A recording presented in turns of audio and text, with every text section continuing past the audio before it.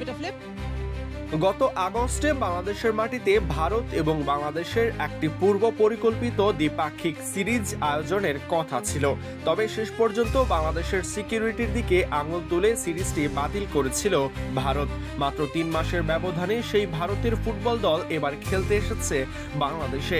এবার প্রশ্ন উঠেছে, ক্রিকেট সিরিজে কি এমন জুজু ছিল যেটা এত অল্প সময়ে উধাও হয়ে গেল, নাকি সব রাজনীতি শুধু ক্রিকেটকে ঘিরেই? ফিফা তো আর আইসিসির মতো ভারতের দাসত্ব করে না।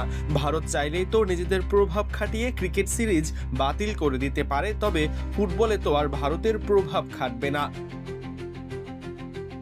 বাতিল হওয়া সিরিজটিতে বাংলাদেশে এসে 3টি ওয়ানডে এবং 3টি টি-20 ম্যাচে মুখোমুখি হওয়ার কথা ছিল ভারত বাংলাদেশের।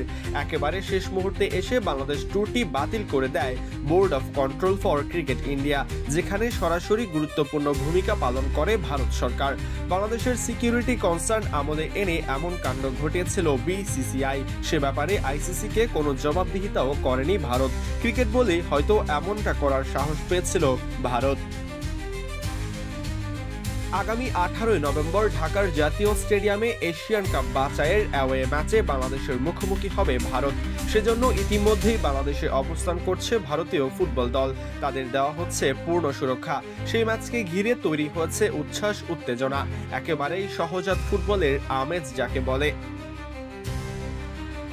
তবুও সব ছাপিয়ে ভক্তদের মনে স্বস্তি, ফুটবলে চলেনি ভারতের আধিপত্য।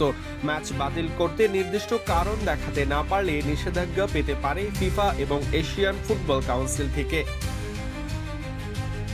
ক্রিকেটে ভারত চাইলেই যা ইচ্ছে তাই করতে পারে, কারণ আইসিসির সিংহভাগ অর্থ যোগান আসে ভারতের কাছ থেকেই। তারা চাইলেই খেলার মাঠে ভাঙতে পারে স্পোর্টস রুলস। প্রতিপক্ষের সাথে সম্মানসূচক হাতও মেলায় না ভারতীয় দল।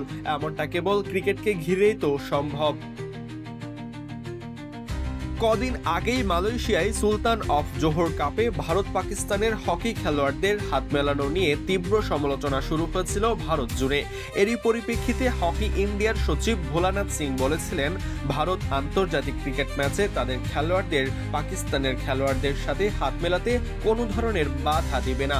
আমরা ক্রিকেটকে কখনোই অনুসরণ করি না, আমরা খেলাধুলার মূল্যবোধ মেনেই চলবো। সে সময়টাতেই স্পষ্ট হয়ে গিয়েছিল ভারতের সব রাজনীতি শুধু ক্রিকেটকে ঘিরেই। ফুটবল, হকি কিংবা অন্যান্য খেলায় ভারতের জোর খাটবে না। আগামী 18 নভেম্বর ঢাকার জাতীয় স্টেডিয়ামে ভারতকে কঠিন সময়ের মোকাবেলা করতে হবে হামজা চৌধুরী, সমিত সৌম্য, তপু বর্মনদের সামনে। সে ম্যাচকে ঘিরেই এখন তৈরি হচ্ছে আলোচনা। সরাজয়ন, ডি স্পোর্টস।